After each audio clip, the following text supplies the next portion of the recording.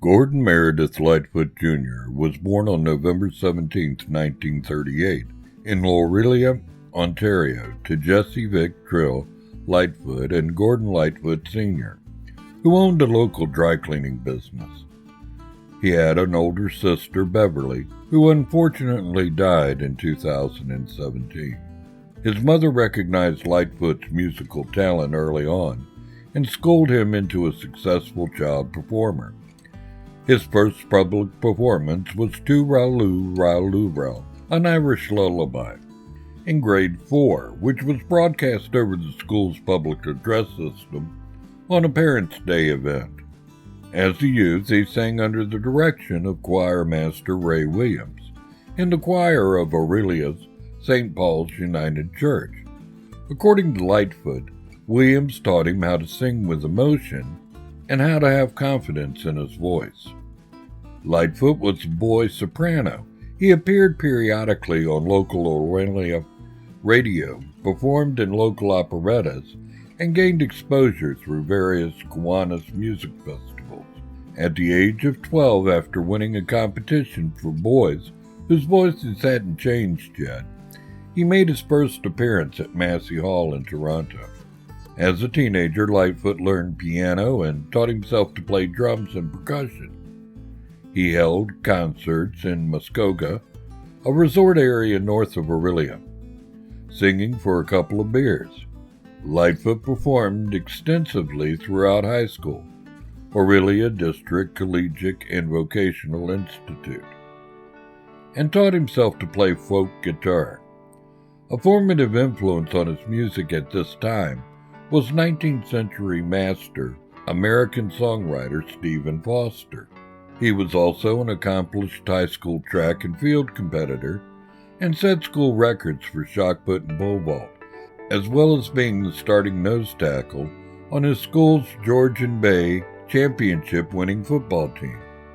His athletic and scholarly aptitude earned him a scholarship at McGill University Schulich School of Music and the University of Toronto, Faculty of Music.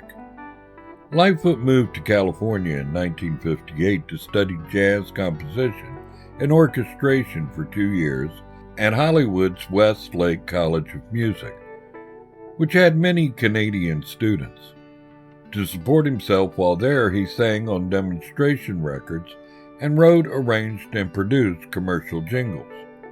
Among his influence were the folk music of Pete Seeger, Bob Gibson, Ian and Sylvia Tyson, and the Weavers. He rented lodging in Los Angeles for a time, but missed Toronto and returned there in 1960, living in Canada since, though he has done much work in the United States under an H-1B visa. After his return to Canada, Lightfoot performed with the Singing Swinging Eight, a group featured on CBC TV's Country Hoedown, and with Gino Sylvie Singers. He soon became known at Toronto folk music-oriented coffee houses. In 1962, Lightfoot released 2 singles, both recorded at RCA in Nashville and produced by Chet Atkins, that were local hits in Toronto and received some airplay elsewhere in Canada. Remember Me, I'm the One reached number 3 on CHUM radio in Toronto in July 1962 and was a top 20 hit on Montreal's CKGM, then a very influential Canadian top 40 radio station. The follow-up single was Negotiations, It's Too Late, He Wins. It reached number 27 on CHUM in December. He sang with Terry Whalen in a duo called the Two Tones. They recorded a live album that was released in 1962 called Two Tones at the Village Corner. In 1963, Lightfoot traveled to Europe and in the United Kingdom, and for 1 year he hosted BBC's TV's Country and Western show. Returning to Canada in 1964, he appeared at the Mariposa Folk Festival and began to develop a reputation as a songwriter. Ian and Sylvia Tyson recorded Early Morning Rain and For Loving Me. A year later, both songs were recorded by Peter, Paul, and Mary.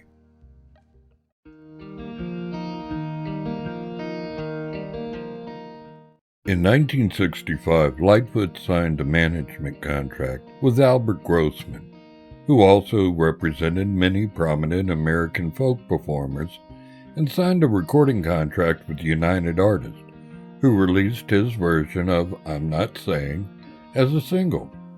Appearances at the Newport Folk Festival, The Tonight Show starring Johnny Carson, and New York's Town Hall increased his following and bolstered his reputation. 1966 marked the release of his debut album, Lightfoot, which brought him greater exposure as both a singer and a songwriter. The album featured many now famous songs including For Loving Me, Early Morning Rain, Steel Rail Blues, and Ribbon of Darkness.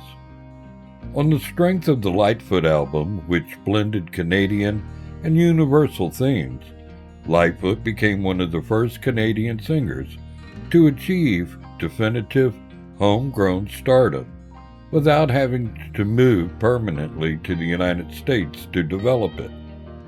To kick off Canada's centennial year, the CBC commissioned Lightfoot to write the Canadian Railroad Trilogy for a special broadcast on January 1, 1967.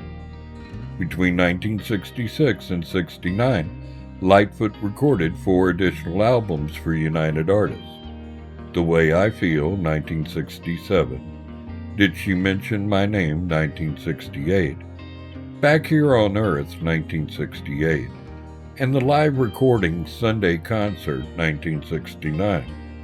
And consistently placed singles in the Canadian Top 40, including Go Go Round, Spin Spin, and The Way I Feel. His biggest hit of the era was a rendition of Bob Dylan's Just Like Tom Thumb's Blues, which peaked at number 3 on the Canadian charts in December of 1965.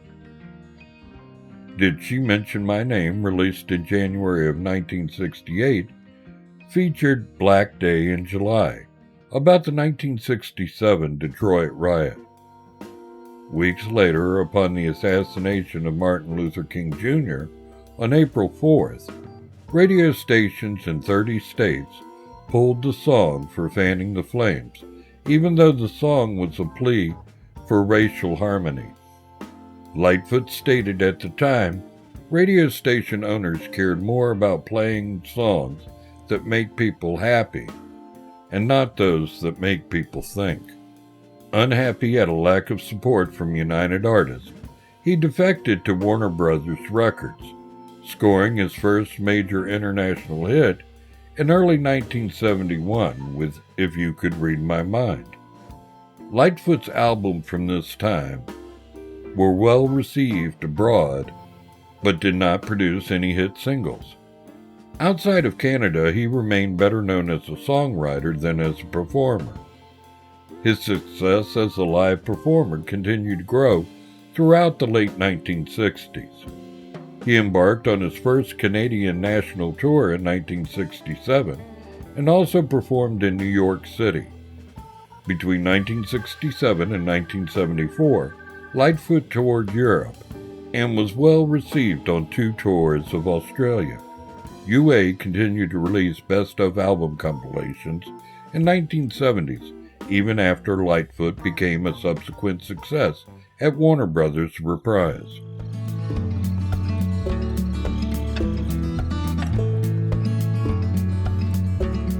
Gordon Lightfoot signed to Warner Brothers Reprise Records in 1970 and scored a major hit in the United States with If You Could Read My Mind, which sold over 1 million copies by early 1971 and was awarded a gold disc. The song had originally appeared on the poorly selling 1970s album Sit Down Young Stranger. After the song's success, the album was reissued under the new title If You Could Read My Mind, It reached number 5 nationally and represented a major turning point in Lightfoot's career. The album also featured a second recorded version of Me and Bobby McGee, as well as The Pony Man, Your Love's Return, song for Stephen Foster, and Minstrel of the Dawn. Over the next 7 years, he recorded a series of successful albums that established him as a singer-songwriter.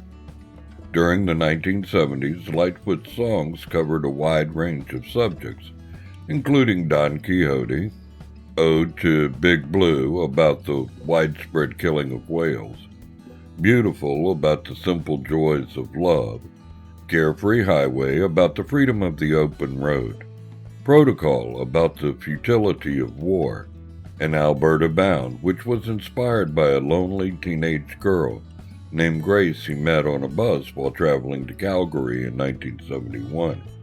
In 1972, Lightfoot contracted Bell's palsy, a condition that left his face partially paralyzed for a time. The affliction curtailed his touring schedule, but Lightfoot nevertheless continued to deliver major hits. In June 1974, his classic single Sundown from the album Sundown went number 1 on the American and Canadian charts. It would be his only number 1 hit in the United States. He performed it twice on NBC's The Midnight Special series. Carefree Highway, about Arizona State Route 74 in Phoenix, Arizona, was a follow-up single from the same album. It charted in the top 10 in both countries. Lightfoot wrote it after traveling from Flagstaff, Arizona, on Interstate 17 to Phoenix. In late November 1975, Lightfoot read a Newsweek magazine article about the loss of the SS Edmund Fitzgerald, which sank on November 10, 1975, on Lake Superior during a severe storm, with the loss of all 29 crew members. The lyrics in his song, The Wreck of the Edmund Fitzgerald, released the following year, was substantially based on facts in the article. It reached number 2 on the United States Billboard charts and was a number 1 hit in Canada. Lightfoot appeared at several 25th anniversary memorial services of the sinking and continues personal contact with the family members of the men who perished in the Edmund Fitzgerald. Sundown and The Wreck of the Edmund Fitzgerald continued to receive heavy airplay on many classic rock stations. In 1978, Lightfoot had another top 40 hit on the United States Hot 100, a re-recorded version of The Circle is Small, I Can See It in Your Eyes, which reached number 33. During the 1980s and 1990s, Lightfoot recorded 6 more original albums and a compilation for Warner Brothers Reprise Records.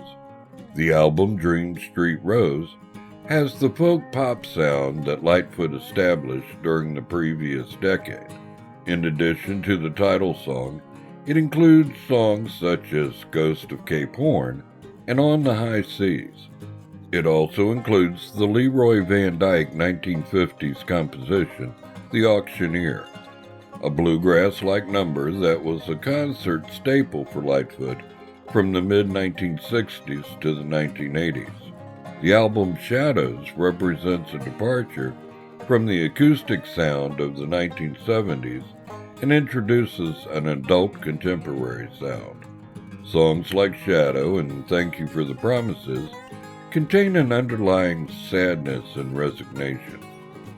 The 1982 American release single, Baby Step Back, marked his last time in the top 50 in that country.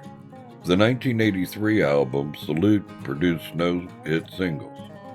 The 1986 East of Midnight album had several adult contemporary songs like A Passing Ship, Morning Glory, and I'll Tag Along. A single from East of Midnight, Anything for Love, made the Billboard Country and Western chart. Lightfoot rounded out the decade with his follow-up compilation, Gord's Gold, Volume 2 in late 1988, which contained re-recorded versions of his most popular songs, including a remake of the 1970 song The Pony Man. The original had been brisk in pace, acoustic, and about 3 minutes long. This new version was slower, clocking in at 4 minutes plus. Lightfoot performed with noted Canadian artist Ian Tyson at the opening ceremonies of the 1988 Winter Olympics in Calgary. During the 1990s, Lightfoot returned to his acoustic roots and recorded 2 albums. Waiting for You, 1993, includes songs such as Restless, Wild Strawberries, and Bob Dylan's Ring Them Bells. 1988's A Painter Passing Through reintroduced a sound more reminiscent of his early recordings, with songs like Much to My Surprise, Red Velvet, Drifters, and I Used to Be a Country Singer. Throughout the decade, Lightfoot played about 50 concerts a year. In 1999, Rhino Records released Songbook, a 4-CD box set of Lightfoot's recordings with rare and unreleased tracks from the 1960s, 1970s, 80s, and 1990s, plus a small hardback booklet for his fans that described how he created his songs and gave facts about his career. In April 2000, Lightfoot taped a live concert in Reno, Nevada. This 1-hour show was broadcast by CBC in October and as a PBS special across the United States. PBS stations offered a videotape of the concert as a pledge gift, and a tape and a DVD were released in 2001 in Europe and North America. This was the first Lightfoot concert video released. In April of 2001, Lightfoot performed at the Tin Pan South Legends concert at Ryman Auditorium in Nashville, closing the show. In May, he performed Ring Them Bells at Massey Hall in honor of Bob Dylan's 60th birthday. Okay, that's the end of our video. I sure hope you enjoyed it. If you like this type of video and want us to keep producing them, please like and subscribe. And as always, thank you very much for watching.